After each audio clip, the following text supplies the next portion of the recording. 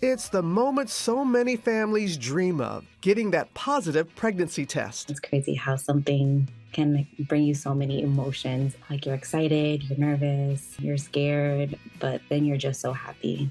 Ketsaili Vidal and her husband Matthew welcomed baby girl Maylene in October.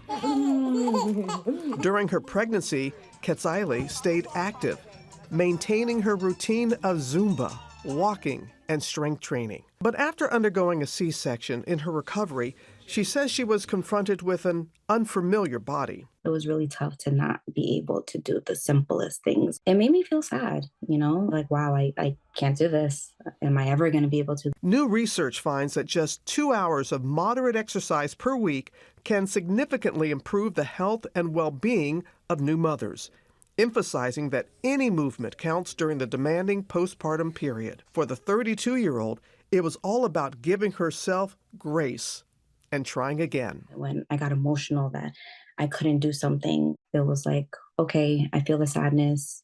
It's done. I can't change it. How can I now move forward? Today, nearly 7 months postpartum, she is still building back her strength, modifying her workouts, and taking it day by day. I'm proud of myself and I'm happy. My goal is not really to get to where I was before pregnancy, is just to be kind of the best version of myself every single day. I loved hearing her say, I'm proud of myself. Yes. Where are my manners? Robin Arzon, our fabulous contributor, is here. You have shared so much. You have shared so much on your social pages going through pregnancy and that. And movement. You've said this over and over again. It's so key. So take people through the steps. Okay, you find out you are pregnant. What do you do? First of all, congratulations. Yes. And you're going to be adjusting to a new normal, right? And it's really important, if you are a mover, if you consider yourself an athlete, keep moving, mama to be, because that is so good for you. It's so good for baby. It's great for your mental health. And it really is going to aid you in the evolution of pregnancy, which can certainly be a journey. It's, of course, important to consult with your doctor and focus on things that you can do rather than what you can't. I feel like a lot of the conversation is often maybe fear-based around don't do this, don't do that. Right. But what can we do? A lot of movement. For example, you would swap crunches for deep breathing or a bird dog. I, for example, continue to teach at Peloton, walking, running, lifting weights. Lifting weights is actually incredibly important, and I highly recommend it to do it, from someone like myself who is pre and postnatal trained, Right. but that's gonna prepare you for the physical demands of pregnancy, childbirth, and of course, once baby is here. Oh, yeah, that's so true. And it's like if you know your body and you know what you can and can't do, and you have to modify a little bit there. So you've had the baby. There's a lot going on. There is a lot going on with your body. You got a new person in the house and all that. So how do you adjust with your workout then? Yeah, you've just birthed a roommate or two.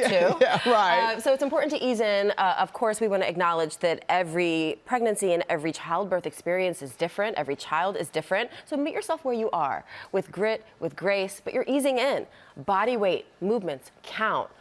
Walking is amazing. Yeah. Getting out in some fresh air, put the baby in a carrier, get some steps. I think especially for folks who were were athletic during pregnancy, that postpartum period can be very confronting. At least it was for me. I felt extremely vulnerable and I felt weak. Yeah. And that brought me to a place where I just said, consistency over intensity.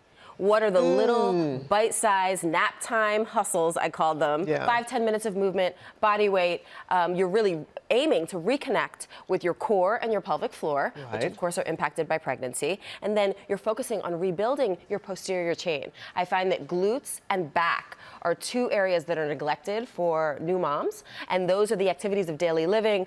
You're over the bathtub, you're picking up baby, you're picking up toys, you've got a stroller in your hand. These are demanding. And then of course, eventually reigniting the flame. You will feel at home in your body again, mama, but it's little by little amounting to a lot. I know, and I'm glad that you said that those little things that you're doing around the house can incorporate, because you think, I got to be in the gym. No, you can do things right there in your own home. And I love how you said grace.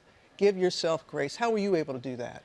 Oh, well, my self-talk. I find that movement aids in metabolizing and dealing with the big feelings and the hormonal shifts in all areas of life, but especially postpartum.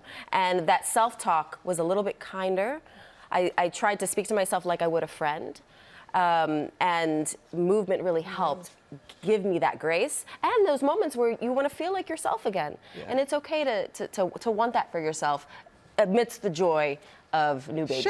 Sure. And you know, mamas when they got that little newborn, they're like, I don't have the time. How are you able to find the time for yourself? You're carving out 5-10 minutes, right? Okay. So it's releasing this idea that it needs to be a 45-60-minute workout, leaving you thrashed on the floor to count, right? So can you claw back 5-10 minutes? Can you incorporate baby in some of the movements, like going outside for those walks? Maybe they're in the stroller taking a nap, and you do some wall push-ups, or you do some dips on a park bench. And of course, we're moving to feel empowered, and we're aiming for consistency over intensity, especially in those early postpartum days. Yeah, because I always say progression, not perfection. Yes. You know, just a little progress, a little here and there. Okay, so now we dealt with the physical. We're going to see Robin again tomorrow. She's going to be back, and we're going to talk more about navigating the mental health for expectant and new moms. Love the series. It's always working with you. All right.